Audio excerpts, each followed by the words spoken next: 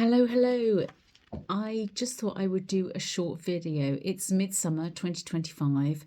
I've had a just fabulous weekend. I've spent 2 days sailing, racing on some beautiful classic yachts. It's been amazingly warm, beautiful winds, and quite hard going, but immense fun. And I was just thinking this morning when I took the dog out for a walk,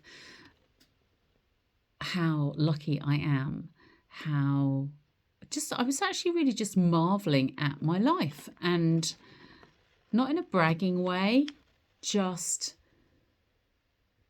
incredibly grateful, humble, and just aware, just really present to the joy that life can bring. So it's Sunday evening. I've just had a bath because I was very salty, got rather wet today while out on the boat. It's been the Sailing Club's regatta. We had 16 boats on the start line, which was awesome. And it's been such a fun day. But also yesterday, Saturday, on top of racing, taking the dog for a walk, gardening, etc., I also had the memorial of one of my really good friends who I've known for most part of 50 years, I guess. And he was diagnosed with cancer, I should think at least 8 years ago now. He had various operations, was doing really well, and it gradually spread. And although I have a feeling of real sorrow and upset around that, and I really miss his presence, he left some amazing lessons, and I really wanted to share those with you. So the memorial we had was at his request, specific request to the family, that we should have a summer party for his friends and family, obviously, to celebrate his life and for us to get together. One of his highest values in life was friendship, and he gathered some amazing friends throughout his life. We had, 160, 180 people to the memorial. Some came from long distances away to all be together. And he wanted it to be a celebration. So the theme was Caribbean. There were flags up for when he took his beautiful boat down to the south of France for 16 years to race. We had one of the boat's sails up as a fabulous awning all lit up. We had a Caribbean kettle drum band and fantastic, authentic Caribbean food to enjoy. And whilst I'm looking round at many of my friends, a lot of them I have known for 25, 30 more years, and they're a lot older than I am. Whilst I'm looking around at them and sharing gorgeous conversations and experiences and memories, I had so much gratitude for having them in my life.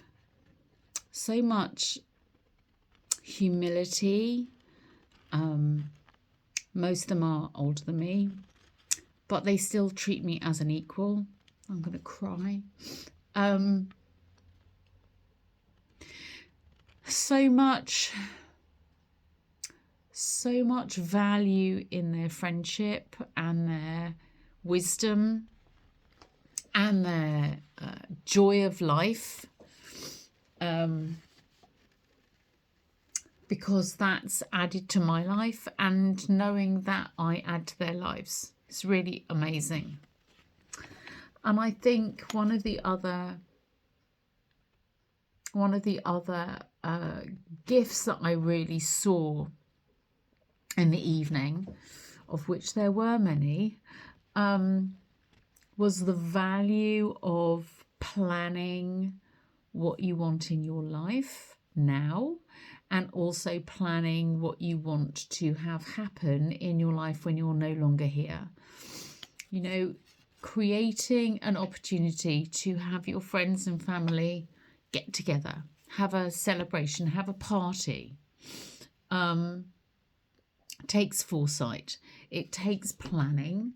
It takes getting very clear on your wishes and putting in place the necessary funds and ideas that your family can then take forward to create an extraordinary event. And that lesson, I'm really crying now, that lesson, that legacy that you leave behind really touched people, really touched me, but touched so many other people who were there, or for those who weren't able to be there but would have liked to have been there. And I think one of the lessons is don't ever give up. Don't think, oh, no one's going to come, because if you give them an opportunity, they will come. If they mean something to you, you mean something to them, they will come. We had a fabulous few hours.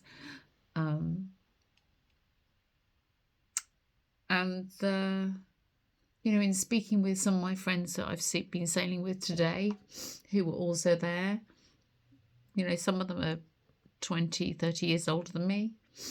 It didn't matter. It didn't matter. We're all grateful for having known him and the family. We're all aware of our own mortality. That's a good thing. It's a good thing because it gives you a timeline. It gives you the opportunity to stop thinking about stuff and get on and do stuff. Don't waste your life. Actually, it's a few years ago now, when I was having a conversation with this friend after he'd had his first cancer diagnosis, he'd had some surgery, was time is really precious. Being with people is really precious. And, you know, it really brings home to you when you are facing something pretty nasty in the face, just what that means. And as you look at what you want, what your values are, what your belief systems are, if they're serving you, and putting in place the things that you really want to do, that you're passionate about. So I just really wanted to share that with you today.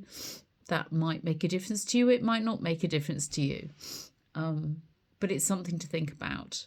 You know, what do you want to leave behind? What will you get remembered for? What do you want to be remembered for versus perhaps what you are remembered for right now? And one of the best ways of finding out is asking people, you know, if I'm not here, what will you remember about me? What stories do you have? What joys do you have? What anguish maybe do you have as a result? So that's Gayle Palmer from Aligned Later Life. That's my thought for this Sunday evening. And I hope it's been a service. God bless.